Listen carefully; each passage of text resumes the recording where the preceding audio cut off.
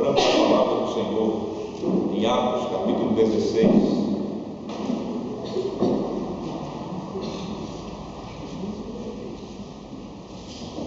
Atos, capítulo 16.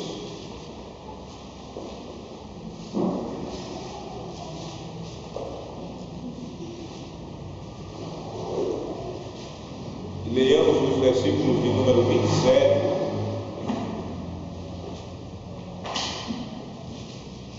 até o versículo de número 34.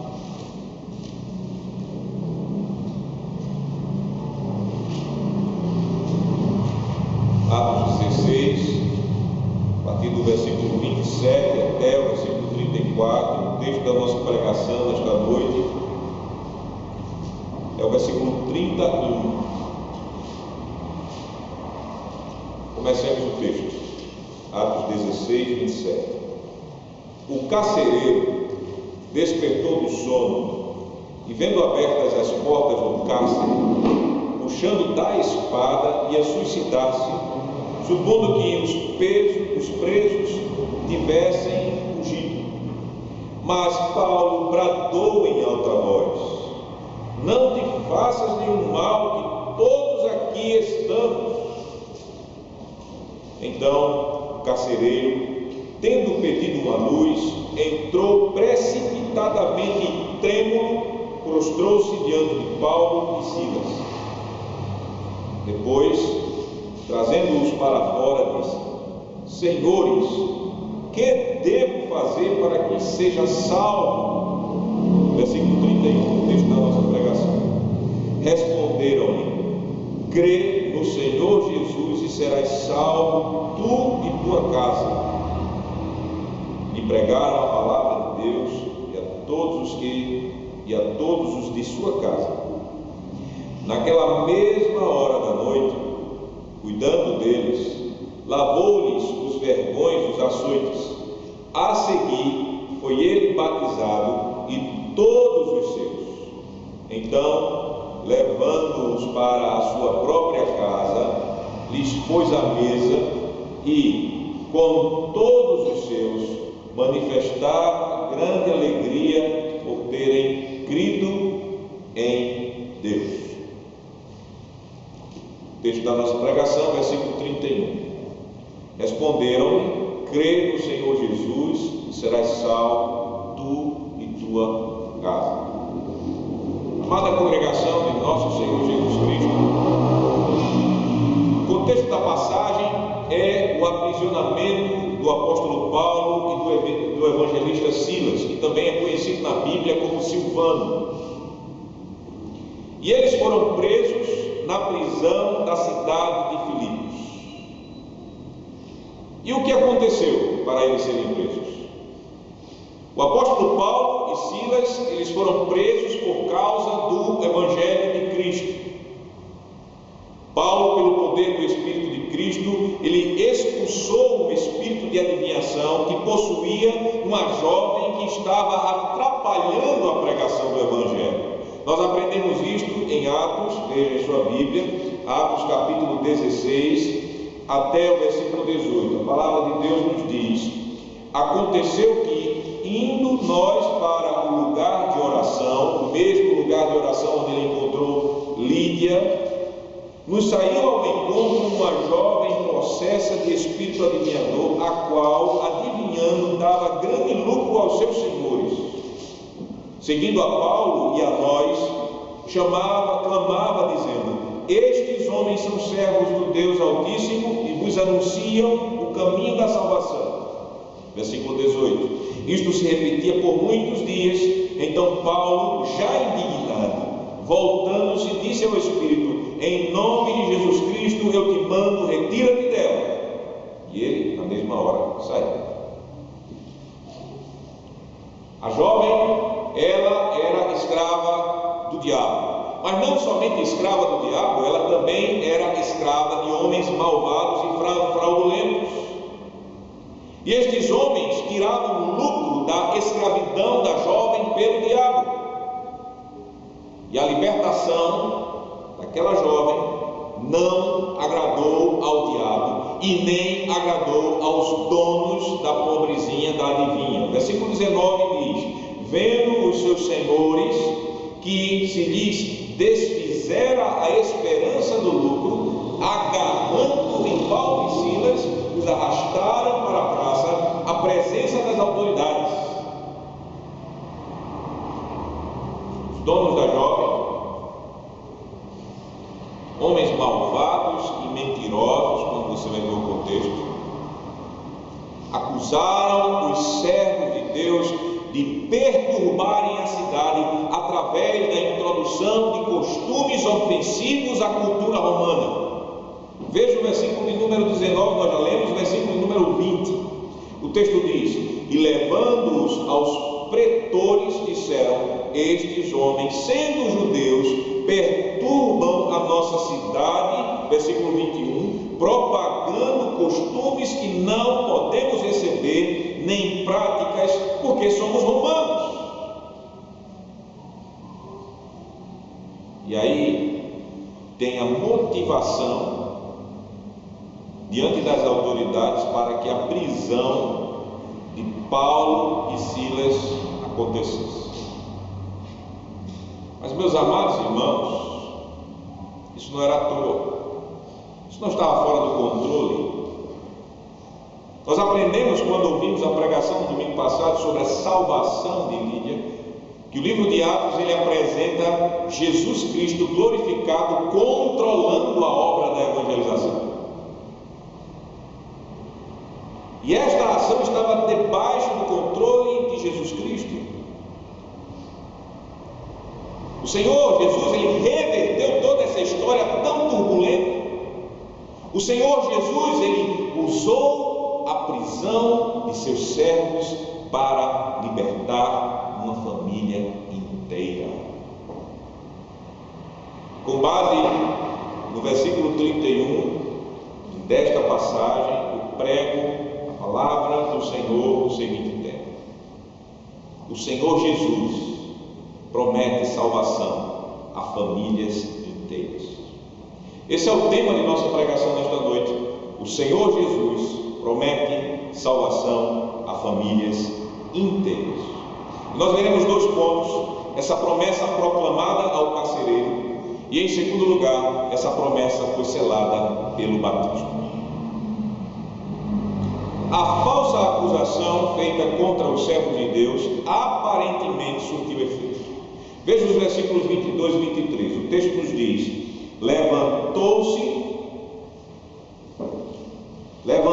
a multidão unida contra eles, contra Paulo e Silas, e os pretores, as autoridades romanas, rasgando-lhes as vestes, mandaram açoitá-los com varas. E o versículo 23 diz: e depois de lhes darem muitos açoites, os lançaram no cárcere, ordenando ao carcereiro que os guardasse com toda a segurança.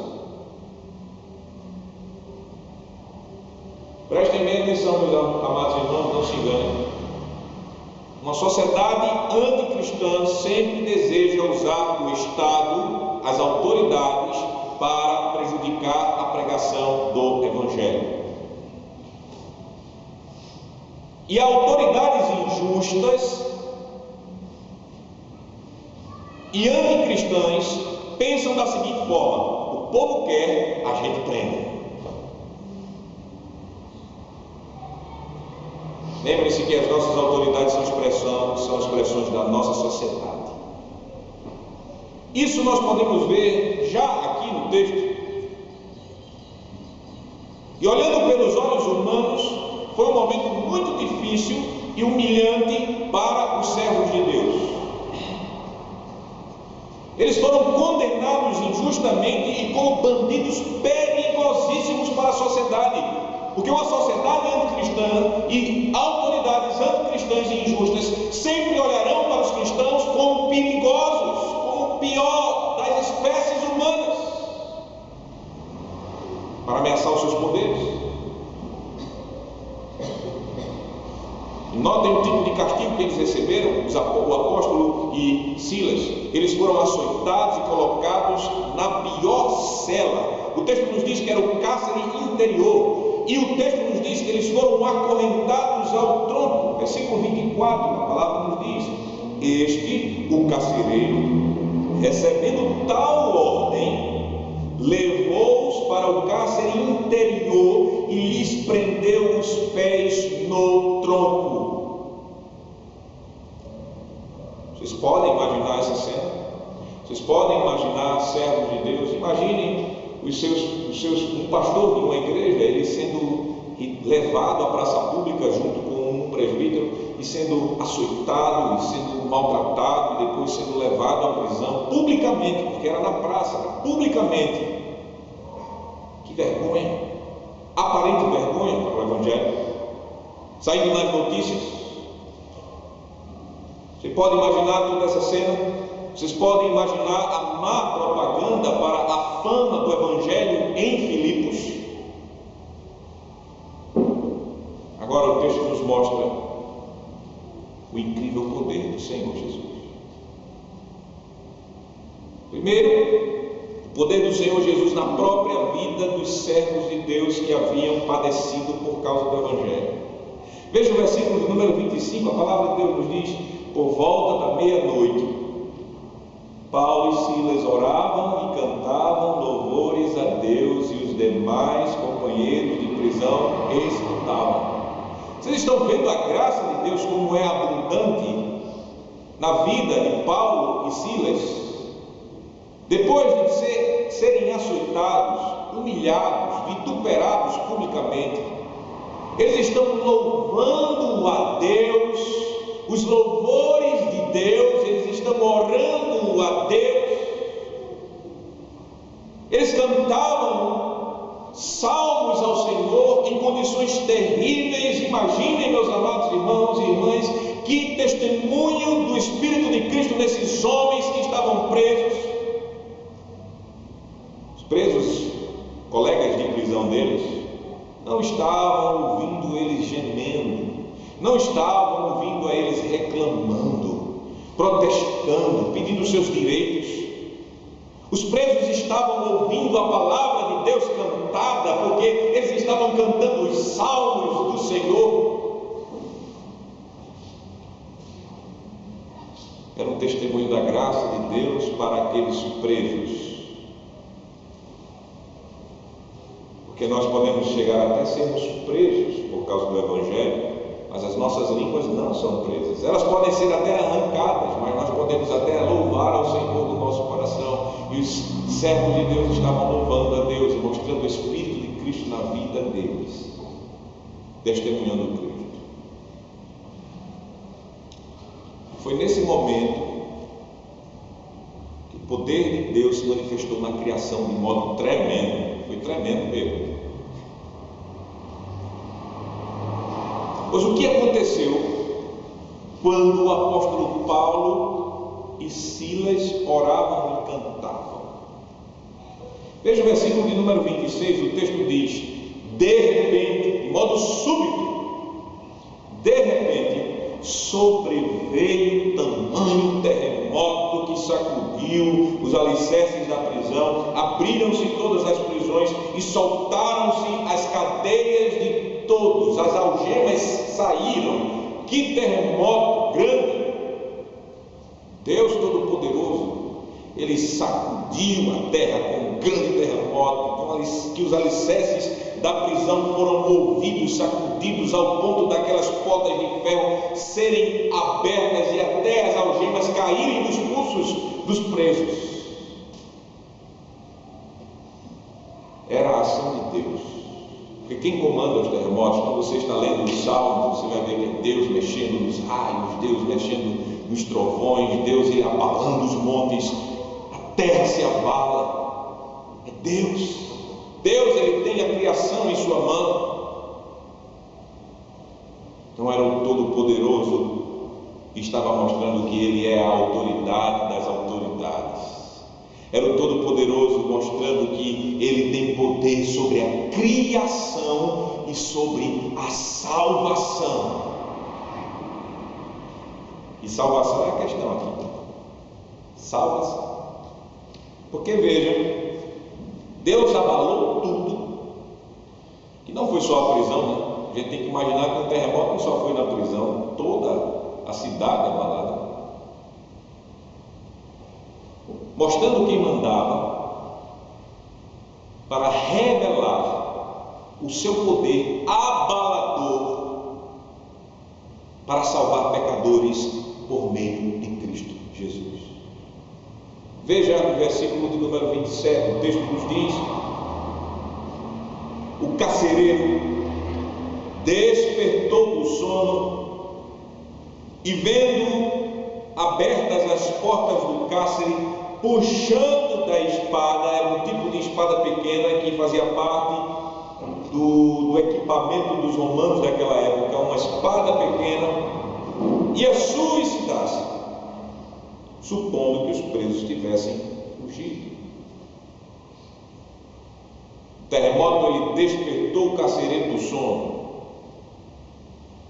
e o carcereiro, assustado, viu todas as celas abertas, e imaginando que todos os presos teriam fugido, ele pegou a sua espada para se matar. Por quê? Porque seria uma vergonha muito grande. A lei romana dizia que se um soldado ou se um oficial, um funcionário público, por isso que lá em Roma muitos funcionários públicos trabalhavam muito bem, porque se você não fizesse bem as suas funções, seria morto.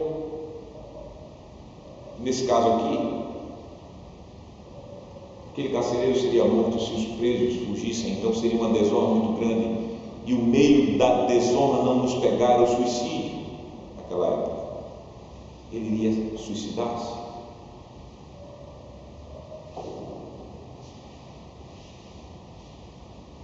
Mas o assunto é salvação.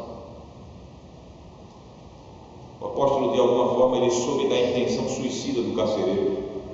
Talvez o carcereiro tenha dado um grito de desespero.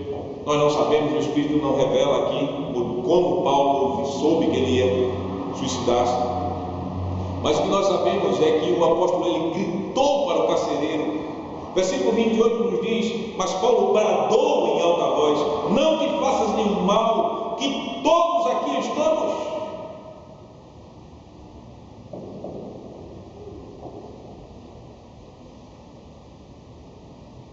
E esse brado do apóstolo salvou o carcereiro do suicídio. O carcereiro pediu a luz a alguém e rapidamente ele entrou onde Paulo e Silas estavam. O carcereiro, ele caiu aos pés dos homens de Deus, sinal de submissão. E após isso ele tirou o apóstolo Paulo e Silas para fora do cárcere. Versículo de número 29. Então o carcereiro, tendo pedido uma luz, entrou precipitadamente. É um modo dramático que está narrando aqui o fato. Precipitadamente, trêmulo, com muito medo, tremendo de medo, prostrou-se diante de Paulo e Silas. E no versículo 30 diz: depois, trazendo-os para fora, disse: senhores, que devo fazer para que seja salvo? Que pergunta maravilhosa. Devo fazer para ser salvo? É a pergunta mais importante para a vida de todos os homens. Que devo fazer para ser salvo? Os homens fazem perguntas de todo tipo: quem eu sou, para onde vou, de onde vim, quem eu sou, para onde vou. Nós fazemos perguntas o tempo todo. Essa pergunta mais importante para mim e para você é essa: o que devo fazer para ser salvo?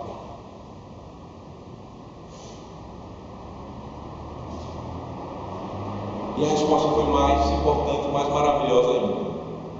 O versículo 31 nos diz a resposta. A resposta é: crê no Senhor Jesus e serás salvo, tu e tua casa.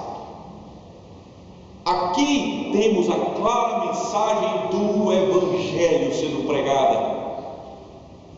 Crê no Senhor Jesus e serás salvo, tu e tua casa. Notem que mensagem tão simples é a mensagem do Evangelho. É a mensagem de salvação, a mensagem mais importante para as nossas vidas e para a vida de qualquer homem. Simples.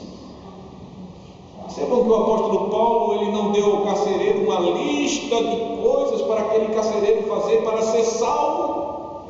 Ele não falou nada em mistério. Ele falou uma palavra, uma mensagem tão clara que qualquer criança da nossa igreja aqui, por mais simples que seja, participando deste culto, entende. Crê no Senhor Jesus, serás salvo, tu e tua casa.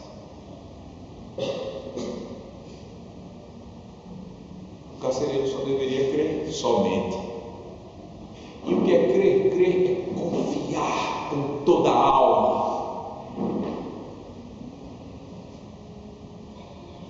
E crer em quem? A pregação do apóstolo, como a verdadeira pregação bíblica, só tem um alvo, é Cristo. Crer no Senhor Jesus Cristo. Crer no Filho de Deus, crer no descendente de Davi, crer no Rei Salvador que está acima de César. E lembre-se que nessa época César era tido como Senhor, como Deus, deveria ser adorado pelos cidadãos romanos. Mas o apóstolo prega que o Salvador do mundo, aquele que tem o poder de dar a paz ao mundo, não era César, era Jesus. Aquele que tem o poder de salvar é Jesus. Creia no Senhor Jesus. Ele é o Salvador de todo aquele que nele crê. O único Senhor que deve ser adorado e servido.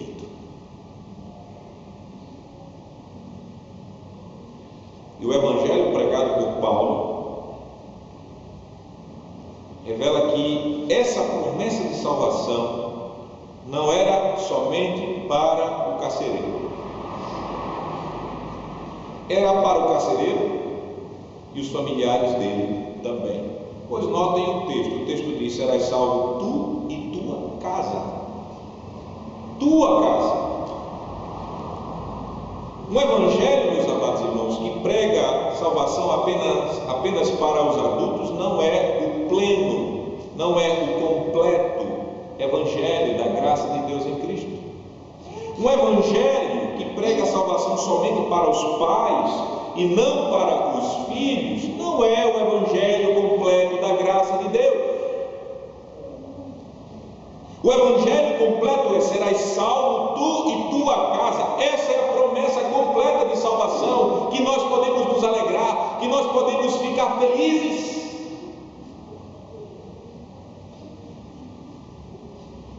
Esse evangelho que vem sendo pregado, sabe desde quando? Desde o Antigo Testamento. O evangelho que foi falado aos patriarcas, porque o Senhor Deus, desde quando começou a falar com o homem lá no Éden, o Senhor, ele era Deus de Adão e dos filhos de Adão. Quando ele começou a falar, ele falou lá a Noé: eu sou o teu Deus e da tua descendência. Quando ele falou a Abraão, ele falou esse mesmo evangelho. Ele disse: eu sou o teu Deus e da tua descendência, Abraão. Porque o Senhor Deus é Deus de aliança, Deus de pacto, uma aliança de amor, uma aliança de graça, uma aliança de misericórdia, uma aliança feita com pais e com filhos, uma aliança tão profunda, de amor tão profundo, que ele entra em relação com as nossas famílias e os nossos filhos, até antes mesmo deles se entenderem como gente. Não tem aquele ditado tão legal que se diz assim: desde que eu me entendo por gente, eu penso assim. Então, desde antes de você se entender como gente, Deus, por causa da aliança que Ele tem com os seus pais, Ele te amava em Cristo Jesus. Ele te promete e prometia, promete e concretiza a promessa de salvação para você também.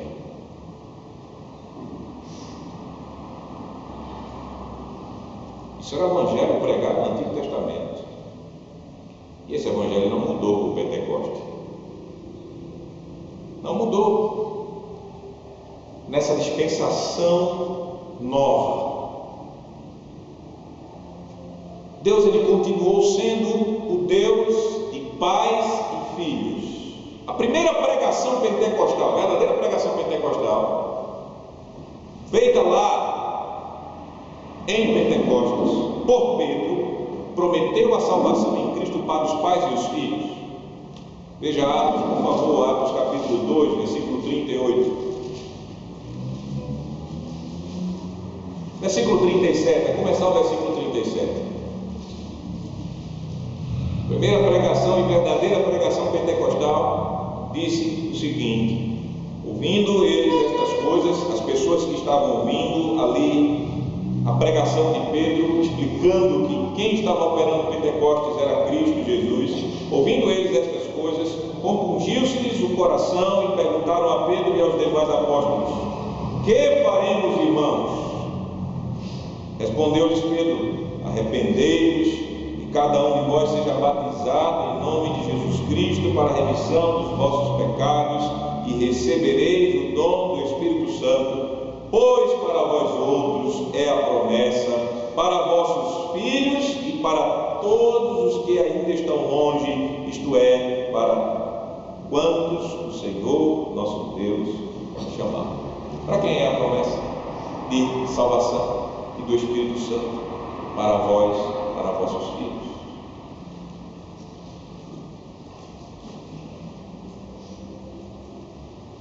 O Senhor Jesus, Ele é salvador de famílias inteiras.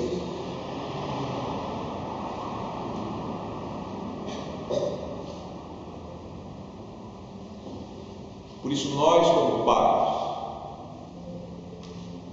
oramos tanto por nossos filhos, nos preocupamos de testemunhar o Evangelho de Cristo aos nossos filhos, nos preocupamos de trazê-los para a igreja, não deixá-los em casa, um pouco mole, qualquer coisa desse tipo. Vivemos o Evangelho, porque por meio do ensino e da doutrina, buscamos ter educação cristã para os nossos filhos. Porque nós cremos que o Espírito Santo usará esses instrumentos para concretizar a promessa que é deles também.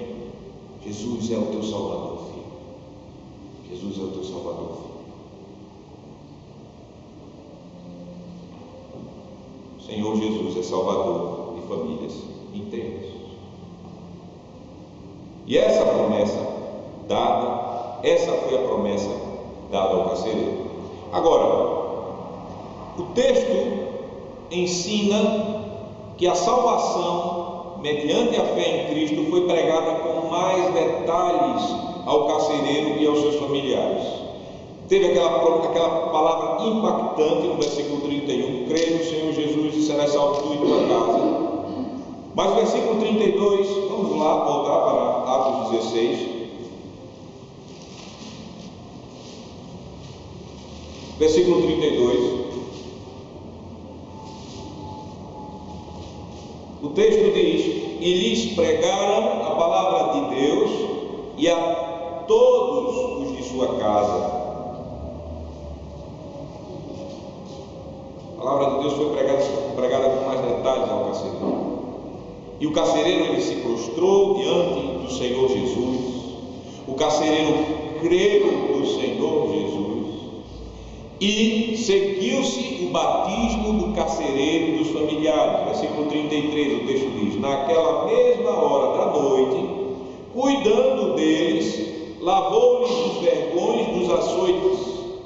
O carcereiro, ele de fato cuidou dos apóstolos, do apóstolo de Silas. Ele lavou os vergões dos açoites, porque eles foram açoitados com os faces, que era um conjunto de varas que representava a justiça para o Império Romano. Se batia com muita força nas costas e aquilo rasgava a pele, era muita dor. Então ele lavou com cuidado as feridas das costas dos servos de Deus. E o texto nos diz, versículo 33, a seguir foi ele batizado de todos os seus. Versículo 33.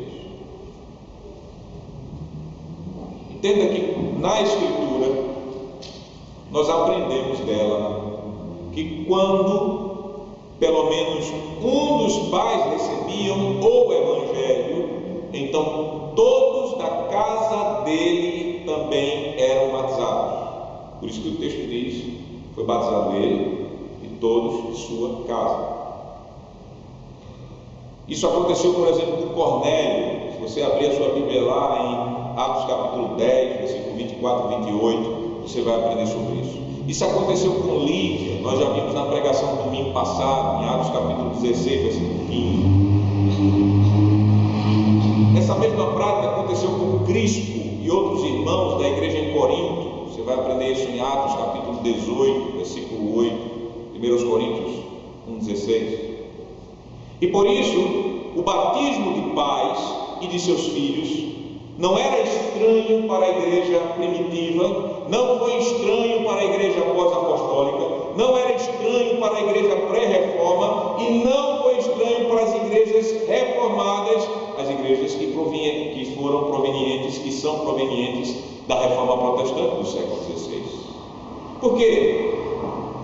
Porque o entendimento da igreja, olhando este ato de que foi batizado ele e os seus, e olhando para o fato do ensino apostólico que se encontra em Colossenses, vamos ver Colossenses, capítulo 2. Colossenses, capítulo 2,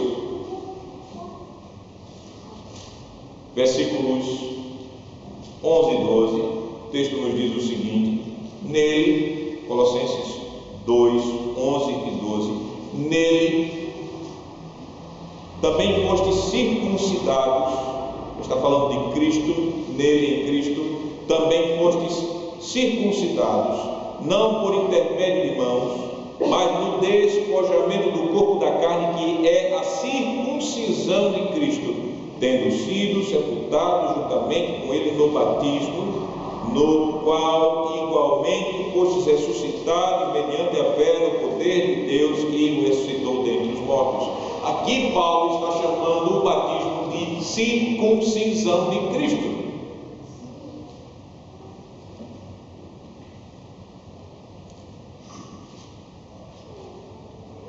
A circuncisão do Antigo Testamento era o sinal e selo que marcava a promessa de perdão, de salvação e de entrada do povo de Deus na igreja. No Novo Testamento, o batismo tomou o lugar da circuncisão. Então a igreja de Cristo era normal para a igreja de Cristo, como no Antigo Testamento o pai cria em Yahvé, teria que receber a circuncisão, e as crianças com 8 dias de nascidas, recebiam o sinal da fé. A circuncisão é chamada do sinal da fé aos 8 dias, por causa do pacto de Deus com seus pais. Da mesma forma, no Novo Testamento, batismo sendo colocado no lugar da circuncisão, porque Cristo derramou todo o sangue. A circuncisão era um sacramento sangrento, derramou todo o sangue, e o apóstolo, pelo Espírito, dizendo circuncisão quer dizer batismo, a circuncisão de Cristo.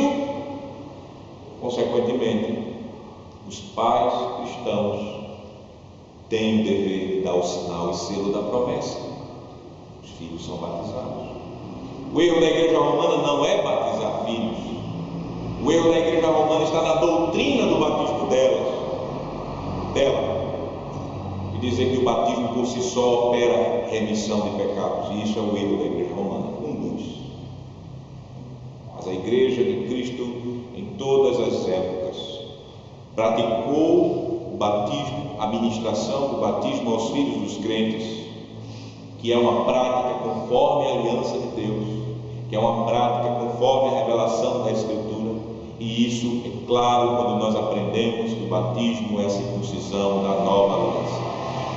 O uso da água, o santo batismo, que mostra que nós e nossos filhos somos impuros em Adão e que nós precisamos ser purificados com o sangue de Jesus.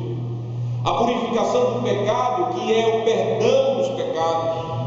E sem essa purificação, sem esse perdão, não podemos entrar na presença de Deus, não podemos ser recebidos na igreja de Deus, não podemos ser recebidos como membros do reino de Deus.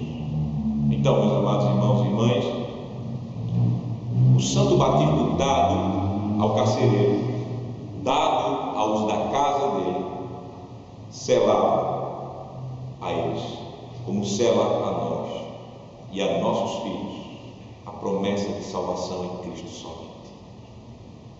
A promessa que é verdadeira e certa. A promessa: crê no Senhor Jesus e serás salvo, tu e tua casa. Concluindo, a salvação chegou na vida e na casa do carcereiro de Filipos. E essa salvação foi selada e confirmada através do sacramento do batismo.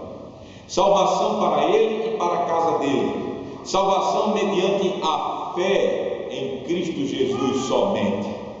E a verdadeira fé do carcereiro foi testemunhada, porque fé, ela não é morta. A verdadeira fé, ela não é morta. A verdadeira fé, ela age em nossas vidas. Ela produz frutos. E qual é o fruto da fé? Veja o versículo 34, por favor, lá de Atos capítulo 16. Versículo 34, versículo 33 já estava dizendo que ele estava servindo, lavando os vergões dos açoites. E no versículo 34 o texto diz: lavando-os, levando-os para a sua própria casa, para a casa do carcereiro, lhes pôs a mesa e com todos os seus, os mesmos que foram batizados, manifestava grande alegria por terem crido em Deus. O carcereiro manifestava grande alegria por terem crido em Deus. Esse texto mostra a divindade de Cristo, porque eles creram em Cristo. E Cristo aqui é colocado como Deus. E a palavra de Cristo é colocada como a palavra de Deus. Jesus é Deus. E o fruto dessa fé em Cristo, que é Deus, se manifestou de modo muito claro, foi testemunhado nessas obras que o texto nos mostra. Um fruto incontestável. Serviço. Eles serviram. E alegria. Serviço e alegria. Frutos da fé. Quando nós, de fato, temos a fé que o Espírito coloca em nossos corações, podemos ser pequenos, podemos ser uma família, mas serviço e alegria aparecerão em nossas vidas. Isso foi visto, especialmente a alegria. O carcereiro, com todos os seus, manifestava grande alegria por terem crido em Deus. Qual é a maior alegria de sua vida? Qual é a motivação para você se levantar todos os dias? Qual a motivação para você sorrir? Qual a motivação para você cantar? Qual a motivação para tudo e qualquer coisa em sua vida? Qual é a sua alegria? Onde ela está fundada? Quem é a sua alegria? Cristo é a alegria. Ele, somente Ele. O fruto do Espírito é a alegria. A palavra de Deus nos diz.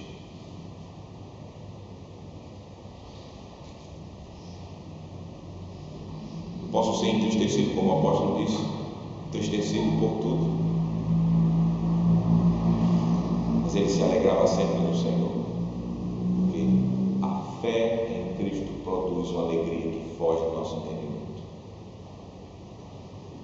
Notem, crer no Evangelho gera grande alegria no coração do pecador por sua salvação e pela salvação dos outros.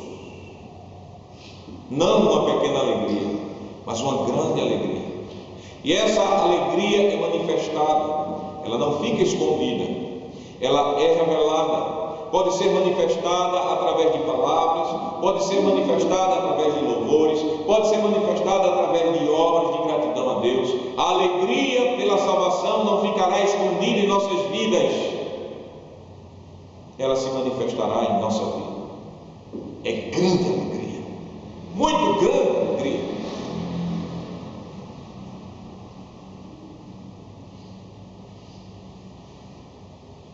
O nascimento de um filho, a cura de uma doença mortal, o recebimento de uma herança milionária, não chega nem perto dessa alegria que temos em Cristo pela salvação. Ah, pastor, mas a vida real não é assim não. Se não é assim, tem alguma coisa errada na sua vida real. Porque a sua vida real é Cristo. Sua vida real é Cristo. Quando você medita naquilo que Cristo fez por você na cruz, até a tristeza vai saltar de alegria em seu coração.